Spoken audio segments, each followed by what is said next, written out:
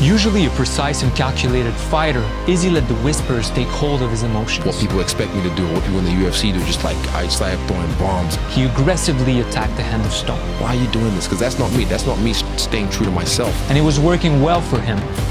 Until...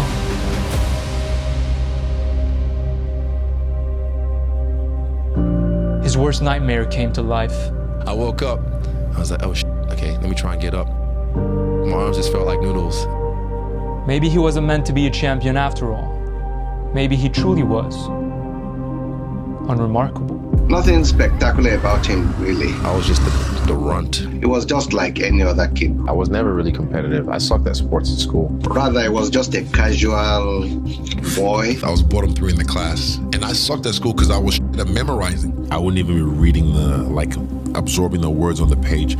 I would just be looking at the lines and just daydreaming about something else. But the world as he knew it was about to collapse. I moved to New Zealand in 2001. What was the reason why your parents decided to take you out of Nigeria and move you to another country? Initially, better recognized tertiary education. I didn't realize I was black till I moved here because I knew I was black. Obviously, I knew my skin color was dark, but I never knew it was a problem. And it was weird for me. It was really weird for me. You get picked on, you get cast aside in a way, like an outcast, because you're different. And I was like, why?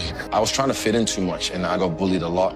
Like when I used to get bullied, I'd be shaking, my knees would be shaking, my body would be shaking, and oh, look at him, he's shaking, oh, he's scared. Most of this thing, when it happened, he didn't tell us. I didn't sound like the people here. I started to try and talk like the Kiwi kids. I tried to use the same slang. I really tried to fit in. Everyone just wants to belong, especially as kids, you just want to be part of a tribe or fit in, but then... Psychologists call it social rejection, a fear we are programmed to avoid on an evolutionary level.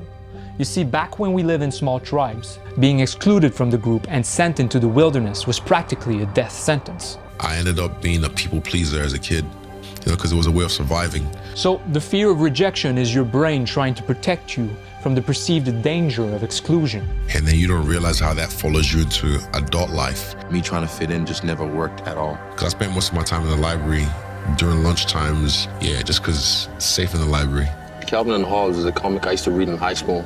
In the library, I read all the comics that they had of Calvin and Hobbes. And they're in the box, just chilling or doing something, playing around. And there's the power of imagination. So I just got on my bicycle because it's power. And I like cartoons because there's no limit, Yeah. Actually, there's no limit. I draw strength from characters that aren't even real. Like Avatar, Naruto, Mortal Kombat, Tekken, they're real to me. For me, it's all about what's in here and what you feel in here. And I can relate to a lot of those guys more than I can to some of the great leaders of our time. And the mind does not know what's the difference between reality and fantasy sometimes. I blurred the lines between reality and fantasy. I am that line. But no matter how far he escaped, the evil of the realm always managed to find him. I remember in school, this kid was just giving me shit the whole time, the whole week.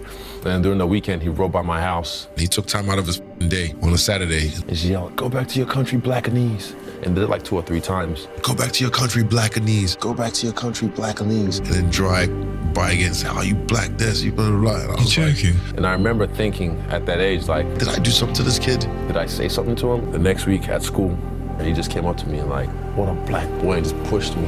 And I might have been having a bad day. And I remember I just lost it and I snapped. And I remember just wailing on him. Just threw him to his K block, beat his ass, to his B block, beat his ass. And I was crying the whole time, just beating him up. And I just ran away and went to go hide for 30 minutes or so till the teacher found me. Yeah, he never did that again after that.